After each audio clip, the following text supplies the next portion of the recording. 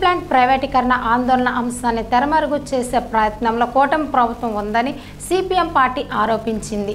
CPM ప్రధాన కార్యాలయంలో మీడియాతో సిపిఎం ప్రతినిధులు మాట్లాడుతూ పెట్టుబడితో భారీ భవనాల్ని నిర్మించింది. అది వినియోగంలోకి రాకముందే ఆ ప్రభుత్వం ప్రతిపక్షంలో కూర్చాల్సిన పరిస్థితి ఏర్పడింది. ఈ బీచ్ పక్కన 13,542 చదరపు గజాల బిల్డప్ ఏరియాలో 4 ప్రధాన బ్లాక్స్ G+1 7 బ్లాక్స్ కలిపి ఈ భవనాన్ని నిర్మించారు. దీన్ని ఏ విధంగా వినియోగించాలి అనే విషయం మీద రాష్ట్ర ప్రభుత్వం, పర్యాటక శాఖ ప్రజల నుండి సూచనలు, సలహాలు వారం రోజులు తెలియజేయమని చెప్పి కోరింది. మేము సిపిఎం పార్టీగా చెప్పదలుచుకున్నాం. ఈ భవన సముదాయాన్ని మొత్తాన్ని అంతర్జాతీయ ప్రమాణాలతో కూడుకున్నటువంటి సైన్సు, ఆర్ట్స్, హెరిటేజ్, కల్చర్తో కూడుకున్నటువంటి మ్యూజియంగా దీన్ని ఈ భవనాన్ని వినియోగించాలని చెప్పని మేము సిపిఎం పార్టీగా ప్రభుత్వం దృష్టికి తీసుకొస్తున్నాం. అలాగే మొత్తం ఈ ప్రాజెక్ట్ని రాష్ట్ర ప్రభుత్వం నిర్వహించాలని చెప్పని మేము కోరుతా ఉన్నాం.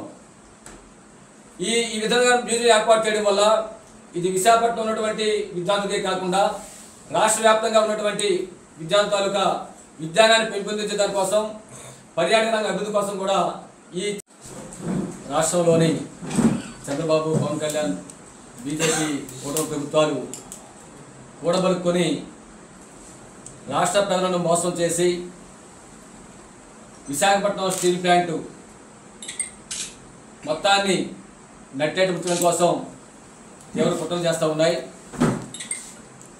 స్టీల్ ప్లాంటు అభివృద్ధికి 11,440 కోట్ల రూపాయలు ఆర్థిక ప్యాకేజీ ప్రకటించాం, లాభాల మాట పండిస్తాం అని చెప్పి ప్రకటించారు. ఇటీవల రాష్ట్ర ముఖ్యమంత్రి స్టీల్ ప్లాంట్ అధికారులతో విజయవాడలో సమావేశం జరిపి సమీక్ష చేసి దీన్ని అభివృద్ధి బాటలో పట్టిస్తామని చెప్పని ప్రకటన చేశారు. కానీ కేంద్రం, రాష్ట్రం ఈ రెండు ప్రభుత్వాలు ఆచరణలో స్టీల్ ప్లాంట్ వహిస్తున్న వైఖరి తీవ్ర నష్టదాయకంగా ఉంది.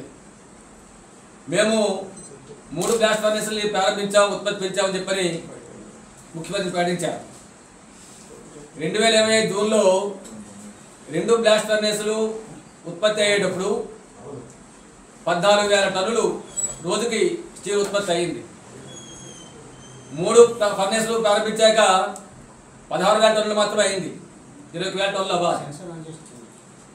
ఎందుకు ఉత్పత్తి అవ్వడం లేదు అని అంటే ప్రధానంగా కేంద్రం ప్రకటించినటువంటి ఈ ఆర్థిక ప్యాకేజీలో స్టీల్ ప్లాంట్ ముడి సరుకు కానీ, యంత్రాల మరమ్మతుల కోసం కానీ, కార్మికుల జీతభత్యాల విషయంలో కానీ వీరు దేనికి ఆ నిధులు కేటాయించలేదు, ఆ నిధులు ఖర్చు చేయడం లేదు.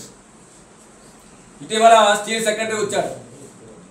ప్లాంట్లో ఉన్నటువంటి యంత్రాలన్నీ కూడా 30 సంవత్సరాల క్రితంవి, వాటి మెయింటెనెన్స్ కూడా సక్రమంగా లేదు, దీనివల్ల ఇబ్బంది అవుతుందని చెప్పారు. మేము చెప్తుంది కూడా అదే. ఈ ఉత్పత్తి సక్రమంగా రాకపోవడానికి ప్రధాన కారణం యంత్రాలు మరమ్మతు చేయకపోవడం, స్పేర్ పార్ట్స్ కొనకపోవడం, దానికి అవసరం నిధులు ప్రభుత్వం కేటాయించకపోవడం వల్ల ఇది ఒక పక్క నష్టం జరుగుతూ ఉంది. దీనివల్ల ప్రమాదాలు కూడా జరుగుతూ ఉన్నాయి. కన్వర్టర్ 2 కూడా మధ్యలోనే ఆపాల్సిన పరిస్థితి వచ్చింది. క్వాలిటీ లేని రా మెటీరియల్ కొంటున్నారు ఈరోజు. బ్లూమ్స్ కానీ, ఐరన్ ఓర్ కానీ, పిల్లెట్స్ కానీ, కోక్ కానీ, ఈ రకంగా క్వాలిటీ లేనటువంటి ముడి సరుకు వినియోగించడం వల్ల యంత్రాలు పాడైపోతున్నాయి. ఆ విధంగా 30,000 టన్నుల బ్లూమ్స్ ఈరోజు ఆగిపోయాయి. అవి ఫినిష్డ్ గూడ్స్ తయారు చేయడం కోసం ఉపయోగపడడం లేదు, క్వాలిటీ లేదు వాటిలో. ఈ మేర నష్టం జరుగుతూ ఉంది. అలాగే సెంట్రల్ ప్లాంట్లో రోజుకి 20,000 టన్నుల బూడిద ఉత్పత్తి అవుతుంది. దాన్ని నిరంతరం క్లీన్ చేయాలి. కానీ అక్కడ కాంట్రాక్ట్ వర్కర్స్ తొలగించడం వల్ల, మెయింటెనెన్స్ చేయకుండా పనిచేయడం వల్ల ఆ కన్వేయర్ బెల్ట్ తెగిపోయాయి. దానివల్ల 4 వారం రోజుల పాటు ఉత్పత్తి నిలిచిపోయింది. ప్లాంట్ ఉత్పత్తి నిలిచిపోయే పరిస్థితి ఏర్పడింది. దీనికి తోడు ప్లాంట్లో భూమి తయారు చేయకుండా పిల్లెట్స్ తయారు ఇతర ప్రాంతాల నుంచి కొనుగోలు చేయడం వల్ల ఉత్పత్తి వ్యయం కూడా స్టీల్ ప్లాంట్కి పెరుగుతూ ఉంది. మరోవైపు ఉత్పత్తి చేయాల్సినటువంటి పర్మనెంట్ ఎంప్లాయీస్ని కాంట్రాక్ట్ వర్కర్స్ని పెద్ద ఎత్తున తొలగిస్తూ ఉన్నారు. 2024లో పర్మనెంట్ ఎంప్లాయీస్ 14,000 మంది, 12,600 మంది అక్టోబర్కి ఉంటే ఈ అక్టోబర్ నాటికి 9,500 మాత్రమే ఉన్నారు. అదే కాంట్రాక్ట్ వర్కర్స్ 2024 అక్టోబర్ నాటికి 14,000 మంది ఉంటే ఈ అక్టోబర్ నాటికి 9,500 మందికి తగ్గించేశారు. మరో 1000 మంది కాంట్రాక్ట్ కార్మికుల్ని తొలగించడానికి సిద్ధం చేస్తూ ఉన్నారు. అంటే ఉన్న కార్మికుల సంఖ్య ఈరోజు తగ్గించేస్తూ ఉన్నారు. క్వాలిటీ